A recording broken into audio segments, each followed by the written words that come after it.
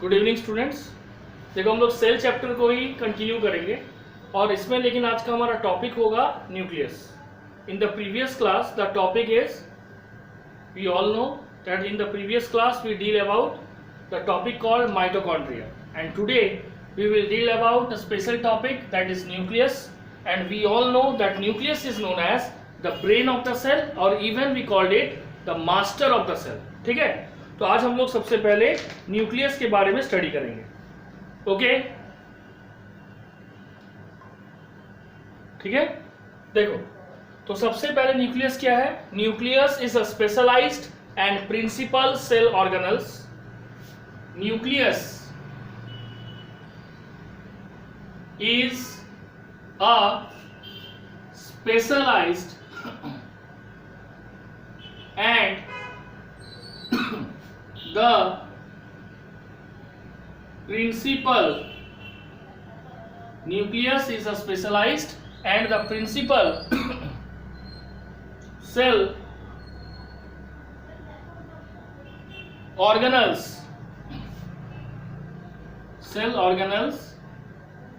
of a cell ठीक है, which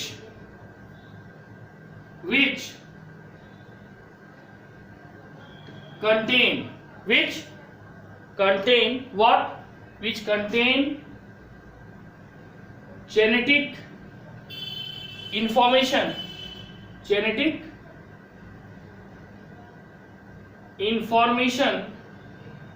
for which contain genetic information for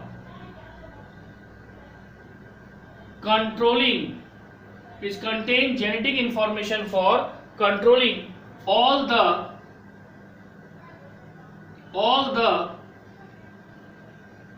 essential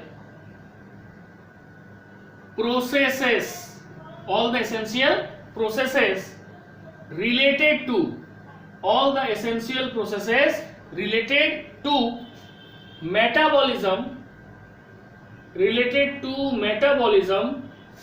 and transmission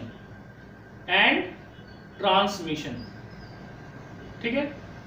तो nucleus क्या है? ये एक स्पेशलाइज्ड और प्रिंसिपल सेल ऑर्गेनल्स है जो सभी सेल में पाया जाता है, चाहे वो प्लांट हो या एनिमल हो।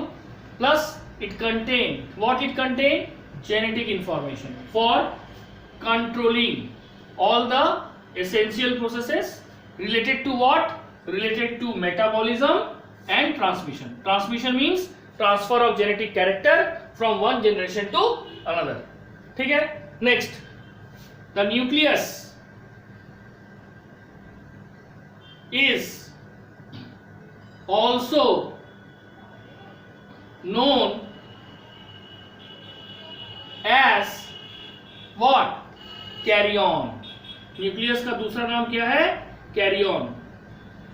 And so its study is called karyology. Logos मतलब स्टडी और karyon means nucleus. To study nucleus is called karyology. Now, nucleus was first of all discovered by Robert Brown in 1831 in orchid root cell. Nucleus was first of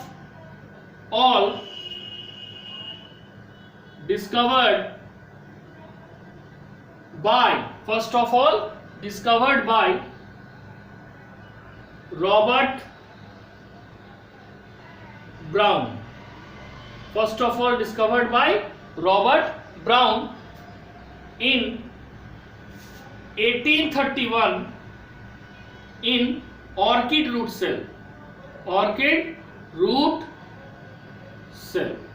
ठीक है।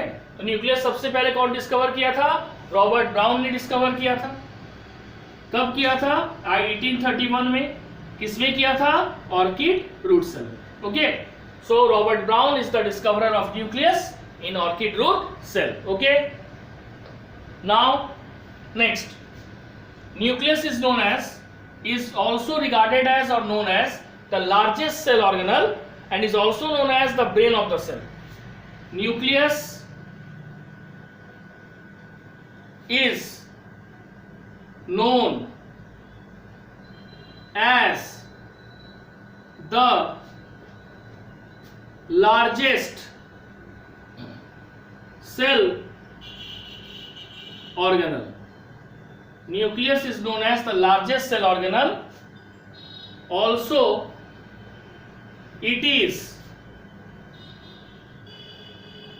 known as the brain of the cell. The brain of the cell. ठीक है, तो ये हो गया introduction. ठीक है, न्यूक्लियस का दूसरा नाम है कैरियन और न्यूक्लियस के स्टडी को कैरियोलॉजी कहा जाता है. न्यूक्लियस सबसे पहले रॉबर्ट ब्राउन ने डिस्कवर किया 1831 में ऑर्किड रूट सेल में. And finally it is known as the largest cell organelle as well as it is known as the brain of the cell because it control all the metabolic function as well as the transmission of character from one organism to another. Okay, यहां तक समझ आया? Yes sir. ठीक है, तो ये तो simple introduction है. अब हम लोग जानेंगे ऑकरेंस. न्यूक्लियस प्लांट सेल में, एनिमल सेल में या यूकैरियोटिक और प्रोकैरियोटिक सेल में पाया जाता है तो कैसा स्ट्रक्चर होता है और पोजीशन क्या होता है. ठीक है, बोलो, कुछ बोल रही है क्या?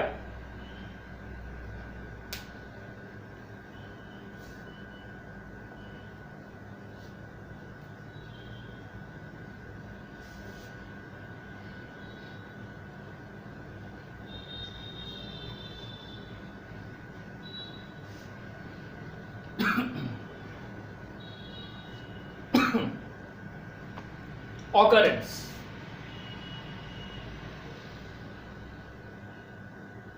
Occurrence. What is the occurrence? It is known to be present in all eukaryotic cell. It is known to be present in all eukaryotic cell.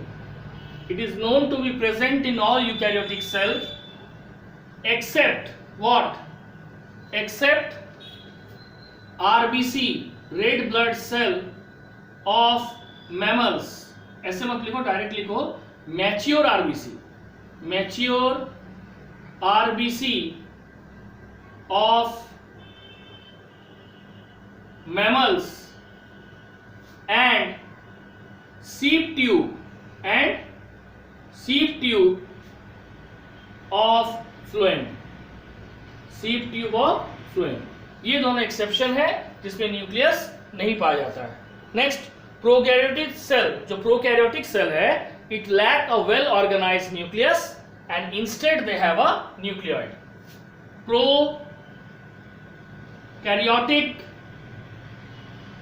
cell lack a well organized nucleus. Prokaryotic cell में well organized nucleus नहीं होता है. Instead they have a nucleoid. उसकी जगह उसमें क्या होता है? न्यूक्लियोइड होता है. ठीक है, नेक्स्ट है पोजीशन. इसका पोजीशन क्या है? ठीक है, पोजीशन में लिखेंगे commonly it is situated in the geometric centre of the cell. Commonly it is situated at the geometric center of the cell. Commonly it is situated in the geometric center of the cell. In plant cell तो ये periphery में चला जाएगा. Why? Because in the plant cell the central position is occupied by a large central vacuole, and that is why the nucleus is located towards the periphery. So in plant cell nucleus is located towards the periphery, as the central position is occupied by large central vacuole. ठीक है, plant cell में जो nucleus है it is located towards the periphery. Why? Because the central position is occupied by large central vacuole. ठीक है, यहां तक समझ आया? कुछ पूछना है तो पूछो. If there is any question you can ask me. पूछो, कोई दिक्कत नहीं है ना? अंजलि, रिया, ठीक है. तो अब हम लोग इसके बाद नेक्स्ट पोजीशन तो हो गया. पोजीशन के बाद हम लोग बोलो.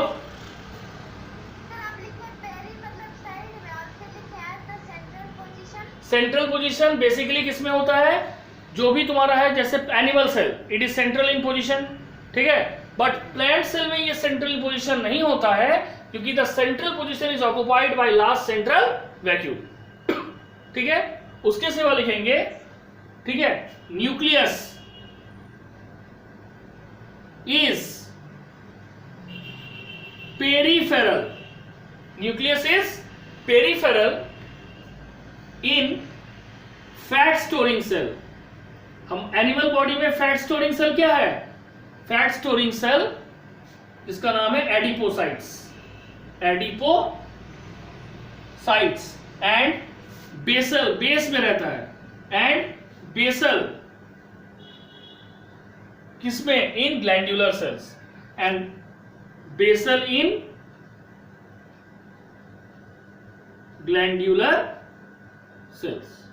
ठीक है, तो प्लांट सेल के साथ साथ nucleus is peripheral in position in fat storing cell, that is adipocytes, but it is basal, it is found at the base of the cell in glandular cell.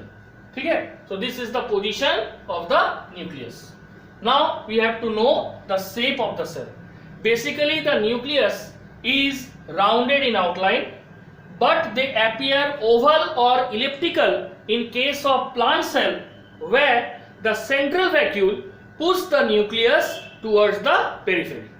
ठीक है, occurrence completed, position completed. Now the next topic is position of the nucleus.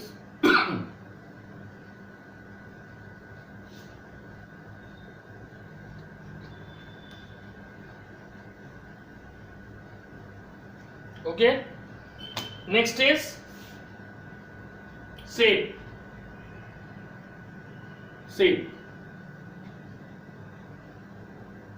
Okay, what is shape? These are rounded in outline.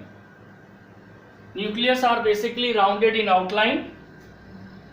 They appear oval. They appear oval or elliptical.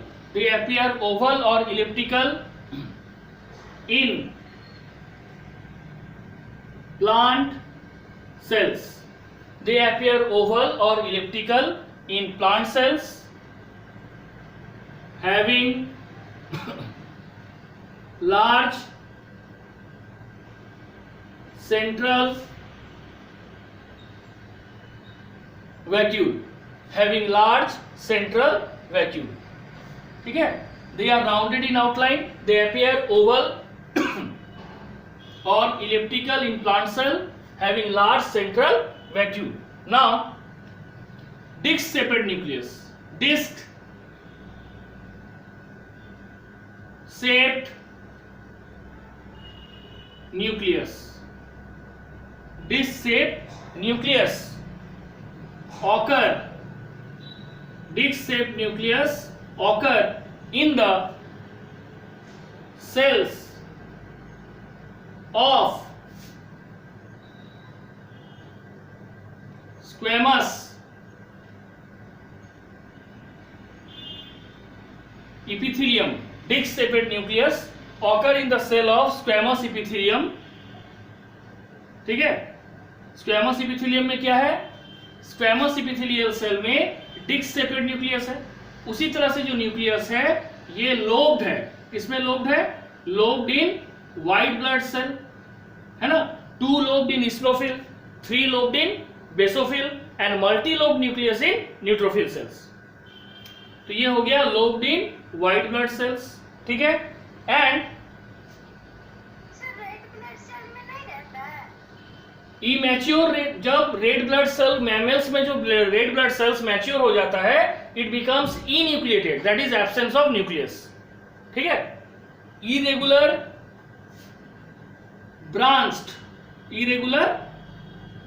Branched nucleus. ठीक है. In silk spinning cell of insect. Silk spinning cell of insects. Silk spinning cell of insect. Irregular branched. ठीक है. ये हो गया different shape. Rounded in outline basically होता है, but they appear oval or elliptical in plant cell, having large central vacuole, disc shaped nucleus in squamous epithelium, lobed nucleus in white blood cell, and irregularly branched in silk spinning cell of insects. That is the shape of the cell. Now number of nucleus. Okay. Commonly cells are uninucleate, that is containing one nucleus. Commonly cells are uninucleate, that is they possess a single nucleus. Commonly जो cells है ये uninucleate है, that is they possess a single nucleus. Next, the protistan, PROTISTIN, यानी जो protista होता है इसका नाम है Paramecium caudatum. Paramecium caudatum. Paramecium is the genus and caudatum is the species. Paramecium caudatum, the protistan is binucleate. Binucleate means इसमें 2 nucleoside contain 2 nucleus, whereas multinucleate, okay, or polynucleate conditions are found in cells of bone marrow. We all know that the longest bone contain bone marrow, striated muscle.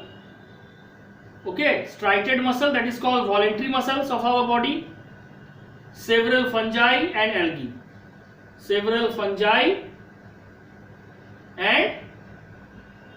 algae.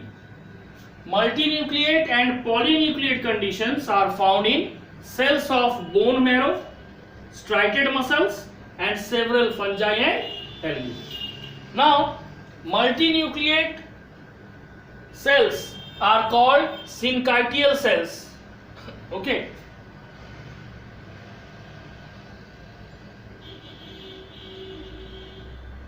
Multinucleate or protistian cells, multinucleate or protistian cells are called, multinucleate or protistian cells are called syncytial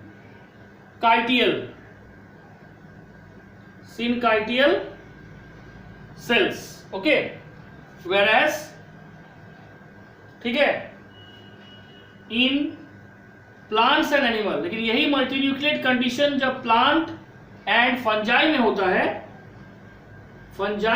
है, they are called coenocytic cells. They are called क्या? Coenocytic cells. Okay, multinucleate or protista cells are called syncytial cells. In plant and fungi they are called coinocytic cells. So the terms are different. In animal we are using the term syncytial for multinucleate cell, and in plant we are using the term coinocytic in case of multinucleate cell. ठीक है, तो ये हो गया number of sales. अब number के बाद हम जानेंगे ultra structure, that what is the basic structure and content of a particular nucleus.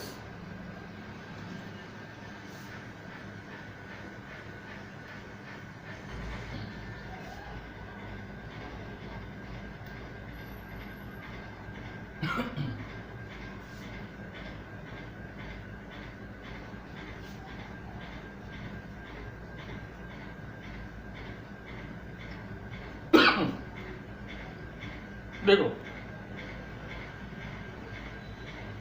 Ultra structure of nucleus.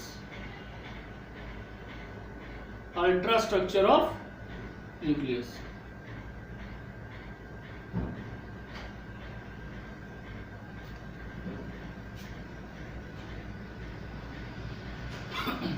ठीक है, अब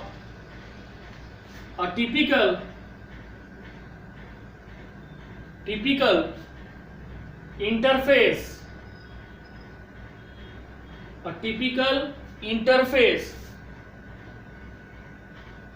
nucleus is 5 to 25 μm in diameter. ठीक है, a typical interface nucleus is 5 to 25 μm in diameter. It is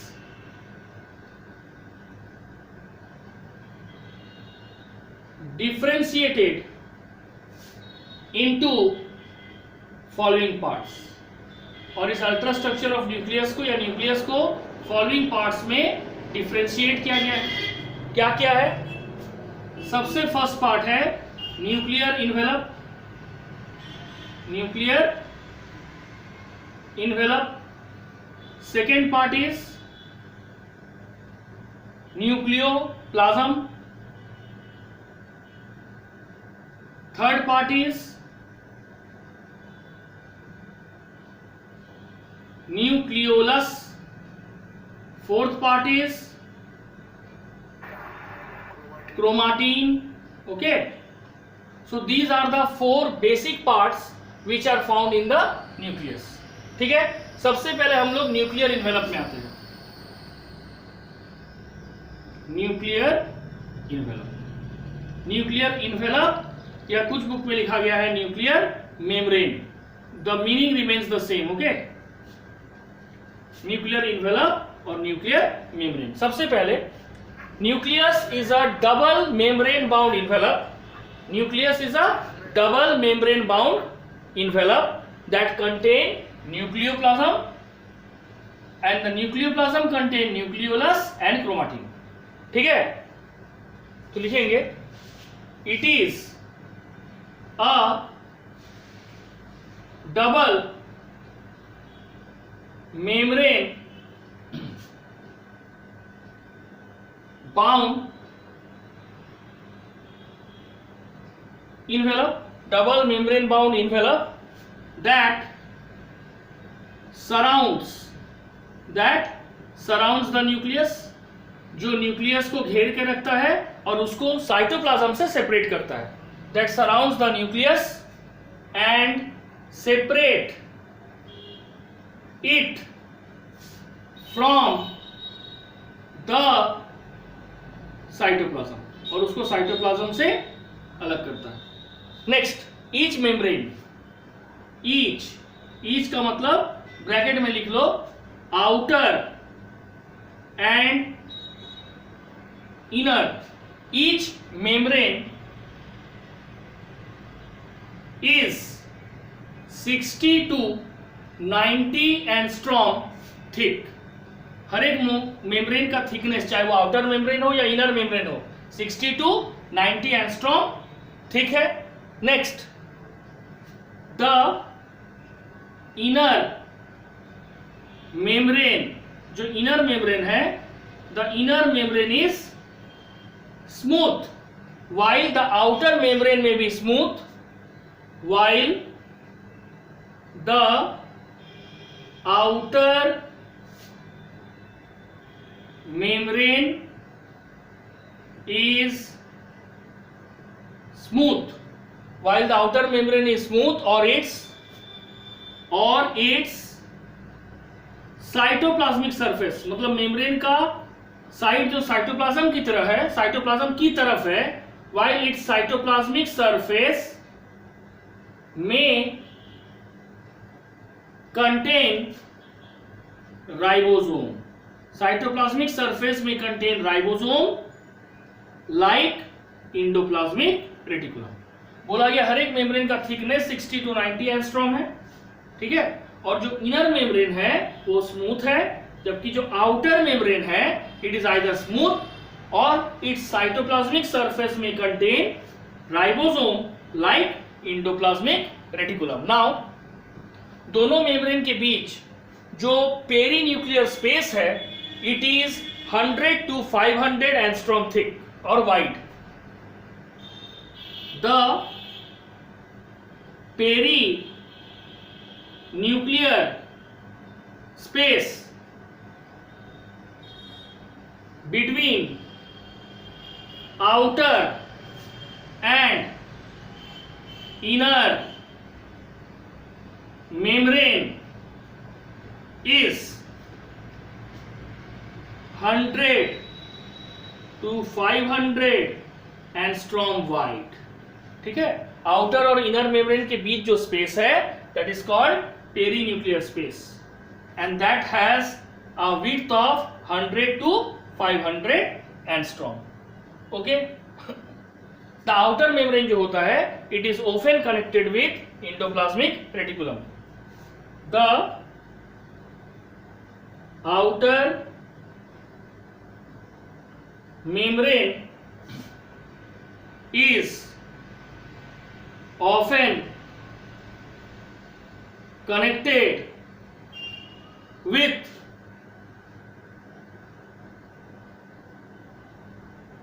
endoplasmic reticulum. The outer membrane is often connected with endoplasmic reticulum. ठीक है, ये हो गया न्यूक्लियर एनवेलप का। अभी और एक लाइन है, वो ये है कि न्यूक्लियर मेम्ब्रेन जो है इसमें लार्ज नंबर ऑफ पोर्स है। कई बार ये पाया गया है कि the total surface area that is out of the total surface area of the nuclear membrane 10% of its space, 10% of the space of the nuclear membrane are occupied by pores. Okay, so nuclear membrane is finished. हाँ बोलो। हाँ,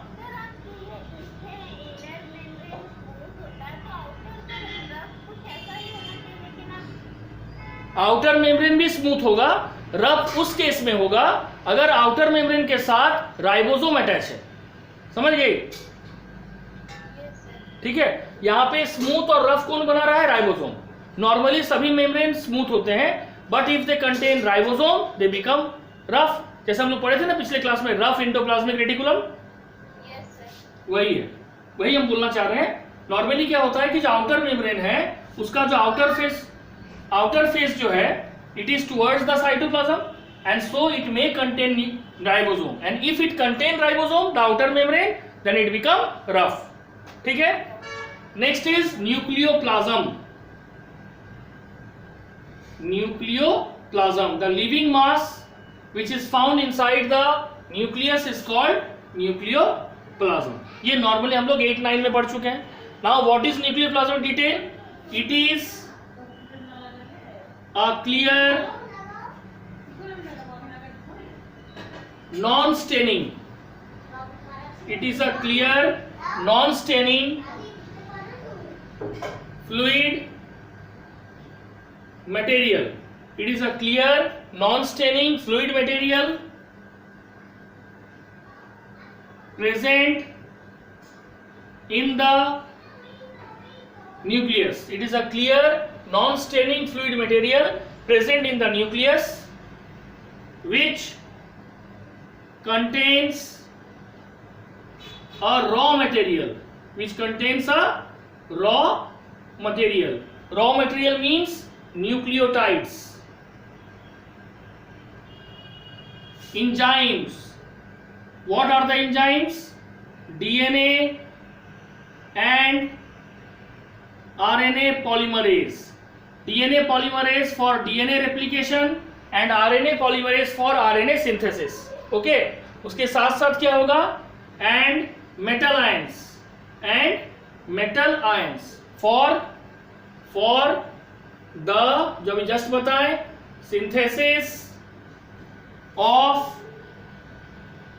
synthesis of DNA and RNA.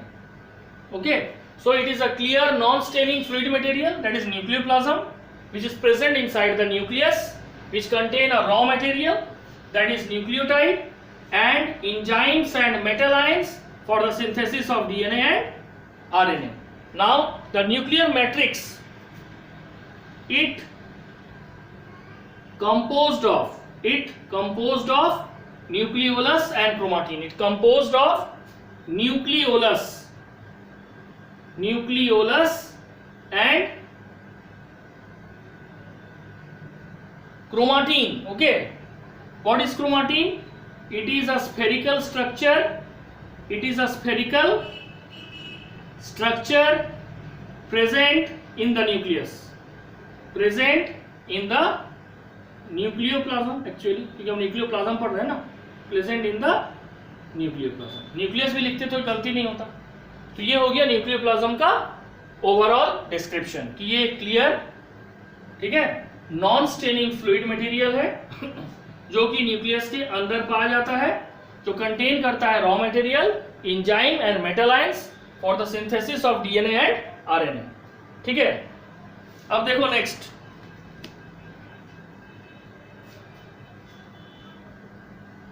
Next हम लोग क्या पढ़ेंगे? Nucleolus. Nucleoplasm के अंदर पाया जाने वाला एक ऐसा स्ट्रक्चर है which is basically naked. That means it does not contain any membrane. Second, its material is in continuation with nucleoplasm. Third, nucleolus is also called ribosome factory because it synthesizes ribosomal RNA. ठीक है, तो हम लोग पढ़ेंगे nucleolus. Third, nucleolus.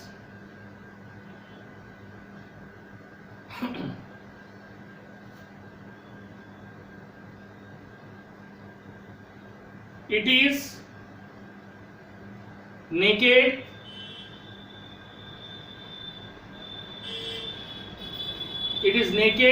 and slightly irregular structure. It is naked and slightly irregular structure which is attached to the chromatin. It is naked and slightly irregular structure which is attached to the chromatin at a specific region. Second, the content of the nucleolus is in continuation. The content of the nucleolus is in continuation with rest of the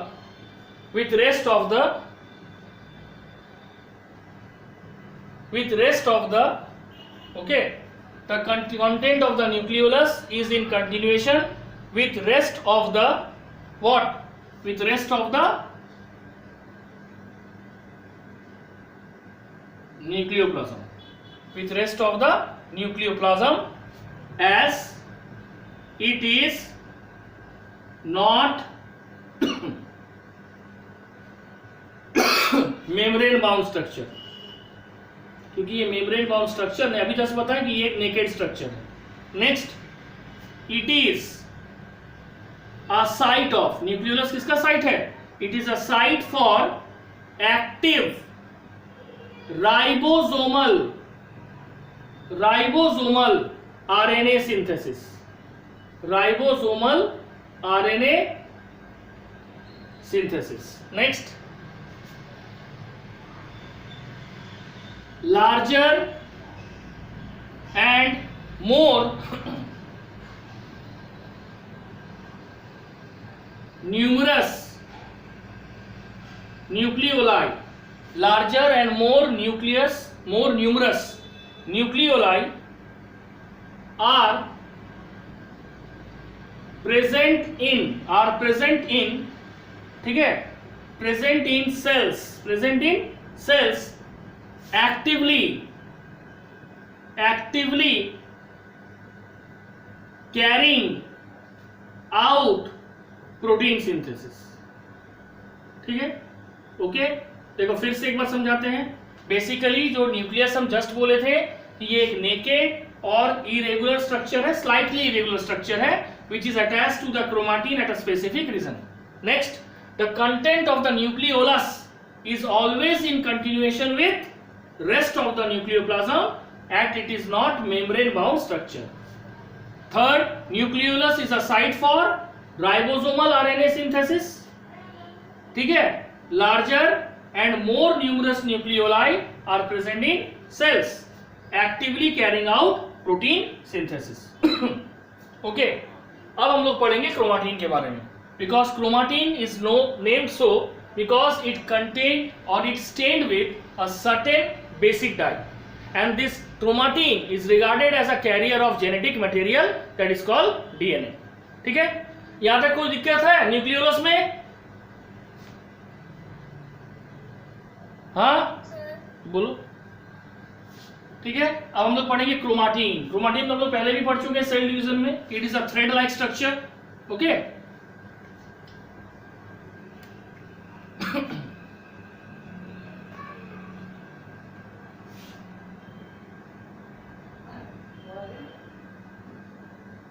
chromatin,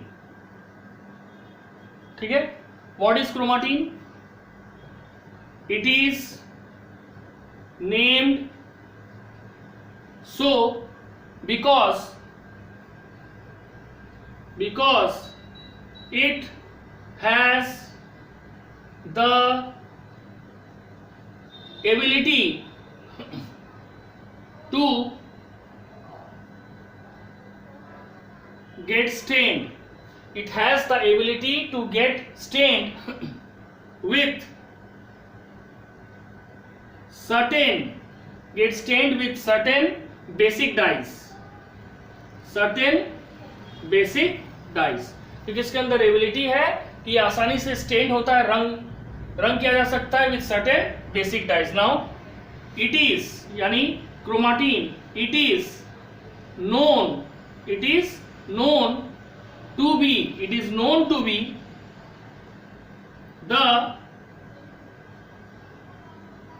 known to be the hereditary DNA protein fibrillar complex. It is known to be hereditary DNA protein fibrillar complex, ठीक है। hereditary DNA protein fibrillar complex. Next, the chromatin fiber distributed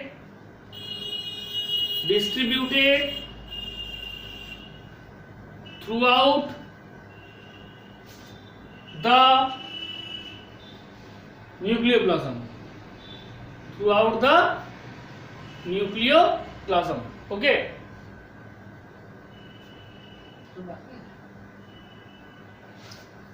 throughout the nucleoplasm. Next, it has two distinct region. Chromatin में दो distinct reason है, ठीक है, एक you chromatin और एक heterochromatin. And euchromatin takes part in in chromosome formation. Two distinct region, पहला क्या है, यू क्रोमाटीन, ठीक है, जो कि लाइटली स्टेन्ड होगा, लाइटली स्टेन्ड होगा। और दूसरा है हेट्रोक्रोमाटीन, हेट्रोक्रोमाटीन जो कि डार्कली स्टेन्ड होगा, डार्कली, ठीक है। अब the whole of the chromatin is not functional. The whole of the chromatin is not functional. पूरा क्रोमाटीन कभी भी फंक्शनल नहीं है। Generally only a portion of a chromatin, generally chromatin का वो पोर्शन जो है, ठीक है, जो एसोसिएटेड है एसिड प्रोटीन से, जो किससे एसोसिएटेड है, एसिडिक प्रोटीन से, वो ट्रांसक्रिप्शन में भाग लेता है। Protein of a chromatin which is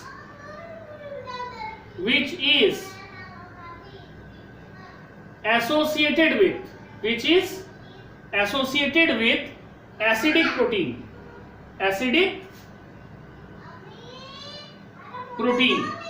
ठीक है, which associated with acidic protein takes part in formation of RNAs, ठीक, इसमें भाग लेता है, takes part in formation of RNA. The whole of the chromatin is not functional. Generally only a portion of a chromatin which is associated with acidic protein takes part in formation of RNA, या जिसको हम बोलते हैं इस process को transcription, ठीक है। अब बोला जा रहा है कि during prophase of nuclear division में प्रोफेज के दौरान क्या होता है, क्रोमाटिन फाइबर जो है during the cell division, the chromatin fibre condense to form chromosome. Okay, तो during the cell division in the prophase stage the chromatin condense to form chromosome. During prophase of nuclear division,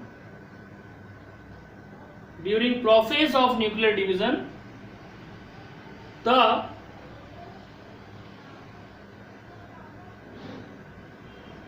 chromatin fiber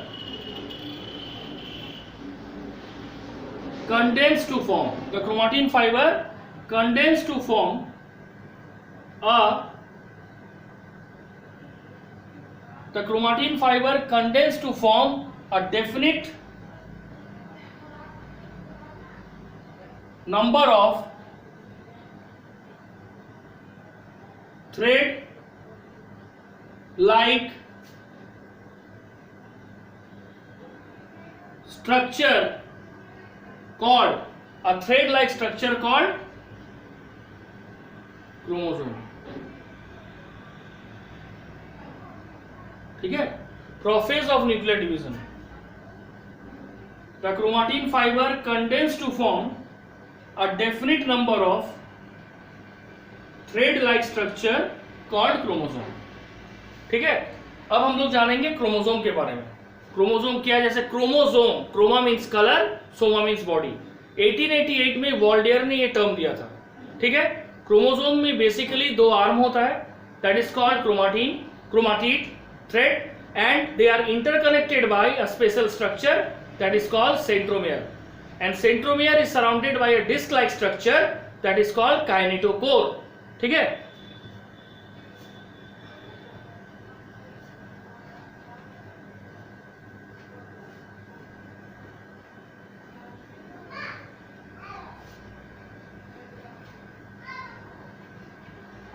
ठीक है।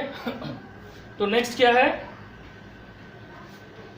Chromatin में, ठीक है, chromatin जो है ये condensed होके condense to form chromosome. When they condense to form chromosome during nuclear division. During nuclear division. In which phase this is happening? Prophase. Prophase is the first phase of karyokinesis, that is division of nucleus. Okay. Now this chromosome of eukaryote, chromosome of eukaryotes, chromosome of eukaryotes composed of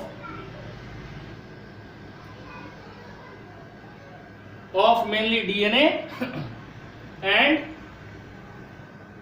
protein. Chromosome of eukaryote किसका क्या compose करता है? DNA and protein. ठीक है. अब mixture of DNA and protein को क्या कहा जाता है? क्रोमाटीन.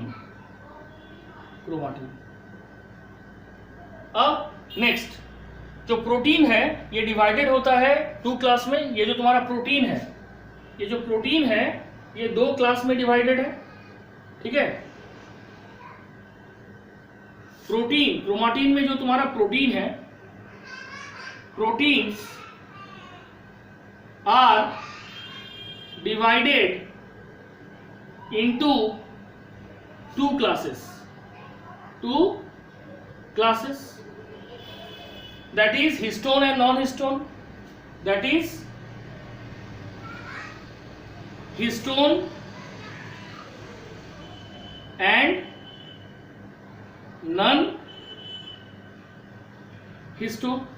Histone protein किसको बोलते हैं? They are basic, positively charged. These are basic,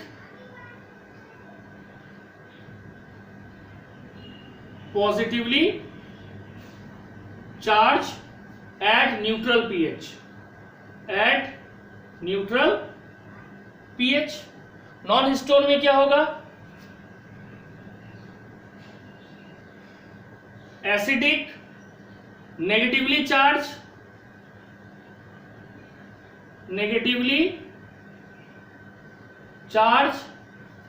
eight neutral pH. At neutral pH. ठीक है. तो जो हिस्टोन प्रोटीन है वो पॉजिटिवली चार्ज है. ठीक है. और ये जो तुम्हारा हिस्टोन प्रोटीन है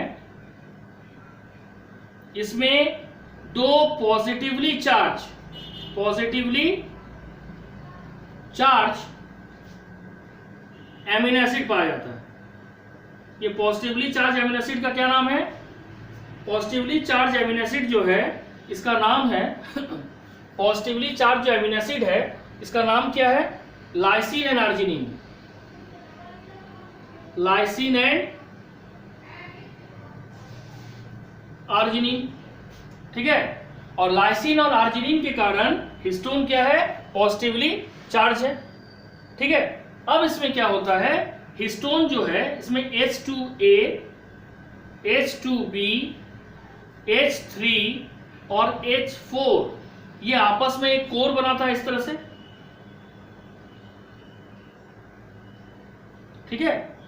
2 H2A, 2 H2B, 2 H3 और 2 H4.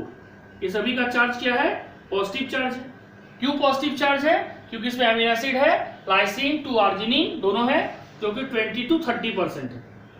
अब हिस्टोन का चार्ज क्या हो गया? पॉजिटिव. ठीक है. और जो तुम्हारा एमिनो डीएनए है दैट इज नेगेटिवली चार्ज. तो दोनों एक दूसरे के ऊपर अट्रैक्शन होगा और डीएनए जो है इसके ऊपर रैपिंग करेगा,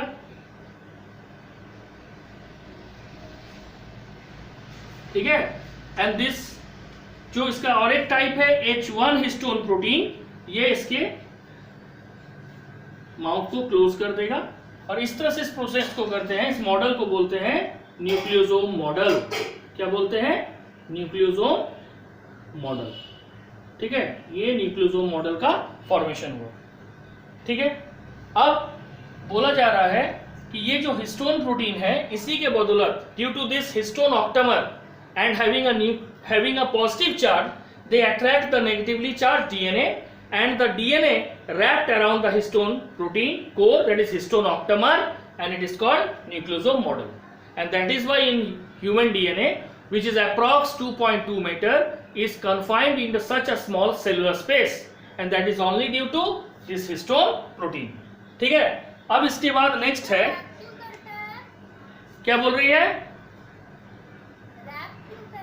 क्योंकि हिस्टोन प्रोटीन का चार्ज है पॉजिटिव और डीएनए का चार्ज क्या है? नेगेटिव। तो अनलाइक चार्ज के बीच में क्या होगा? फोर्स ऑफ अट्रैक्शन होगा ना। तो इसलिए उसके चारों तरफ वो रैप करके एक मॉडल बनाता है जिसका नाम है nucleosome model. And so the long DNA is confined in such a small region of the cell. समझ गए? अब इसके बाद है न्यूक्लियोसोम, तो हम लोग जान गए, ठीक है। अब हर एक क्रोमोसोम जो है, देखो अब क्रोमोसोम का थोड़ा स्ट्रक्चर बता देते हैं।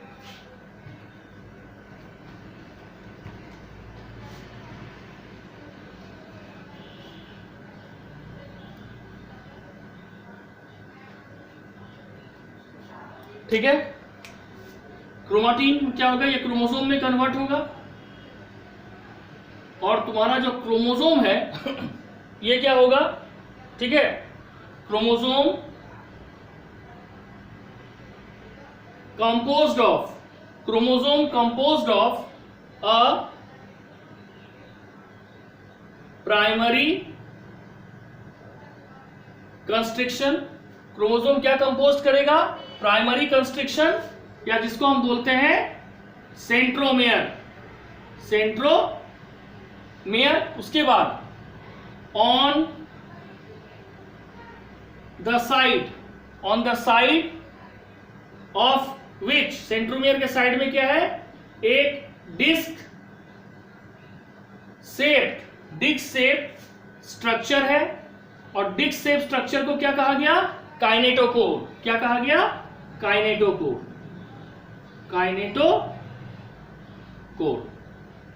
ठीक है। अब on the basis of the position of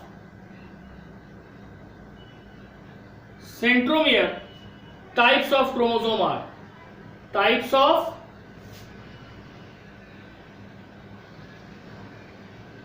chromosome are पहला मेटासेंट्रिक,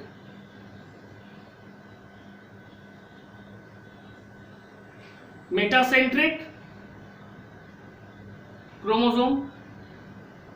दूसरा सब मेटासेंट्रिक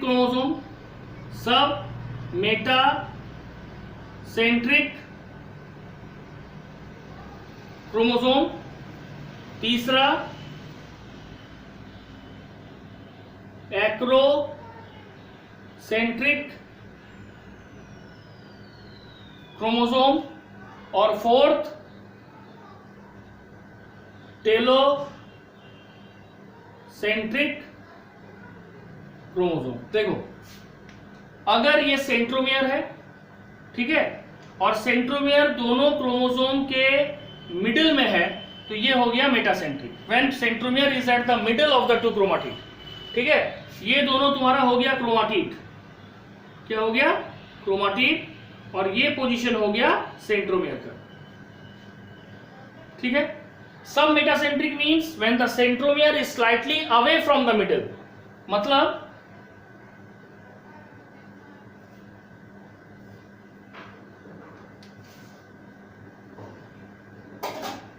ठीक है, थोड़ा सा अवे है। एक्रोसेंट्रिक मतलब एक में शॉर्ट आर्म होगा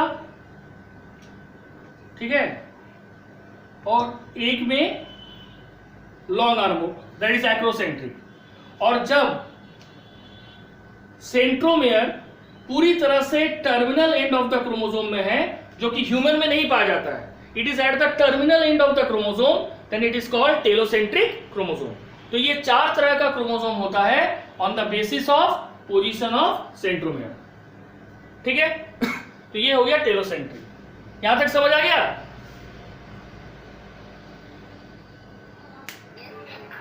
ठीक है, अब लास्ट जान लो फंक्शन, ठीक है। फंक्शन ऑफ क्रोमोसोम क्या है और फंक्शन ऑफ न्यूक्लियस क्या है।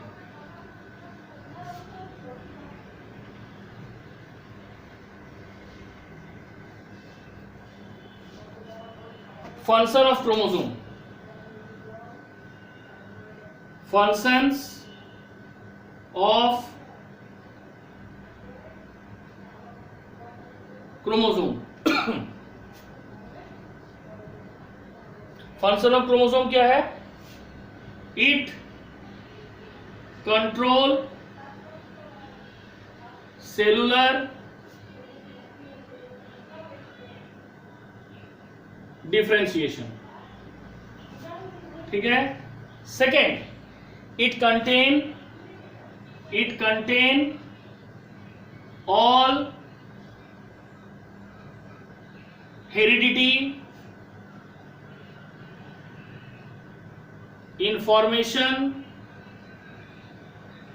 located in the gene। ये सभी हेरिडिटी इंफॉर्मेशन को कंटेन करता है जो कि जीन में पाया जाता है। Third, it forms a link, it forms a link, ये एक लिंक का काम करता है between the offspring and the parents। Chromosome एक लिंकेज का काम करता है, लिंक का काम करता है between the offspring and the parents। Third, fourth, it controls, क्या है भाई, देखो क्रोमोसोम कंटेन करता है जीन, और जीन जो है क्या है, यूनिट ऑफ इनहेरिटेंस है। तो जब क्रोमोसोम एक जनरेशन से दूसरे जनरेशन में ट्रांसफर होता है, तो वो क्रोमोसोम किसके थ्रू ट्रांसफर होता है? Through gametes. तब वो एक कैरेक्टर को एक जनरेशन से दूसरे जनरेशन में ट्रांसफर करता है। तो इसलिए कहा गया it is a link between offspring and the parents, ठीक है। अब है it controls cellular metabolism. Cell के अंदर जो भी मेटाबॉलिक रिएक्शंस होता है, they are controlled by chromosome. And the fifth is it introduce variation, it introduce variations। how?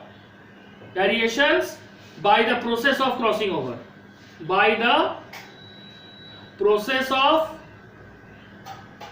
crossing over, ठीक है। ये इंट्रोड्यूस करता है variation by the process of crossing over. This are the function of chromosome. Now हम last में ये जानेंगे nucleus का फंक्शन क्या है, ठीक है।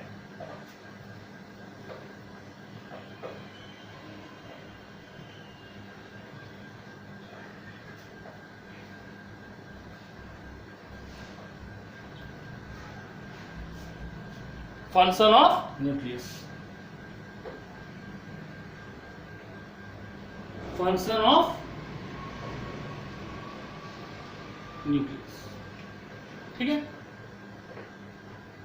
तो न्यूक्लियस का पहला function, it store information, it store information that control cellular function. ये इंफॉर्मेशन को कंट्रोल करता है, ठीक है। ये वैसे इंफॉर्मेशन को स्टोर करता है जो सेलुलर फंक्शन को कंट्रोल करता है। Second, it control the synthesis of structural protein। it controls the synthesis of structural protein। third, it also store the genetic information, nucleus genetic information को भी स्टोर करता है क्योंकि न्यूक्लियस के अंदर ही क्रोमाटिन है और क्रोमाटिन में जीन है. It also store the genetic information for development, reproduction and behavior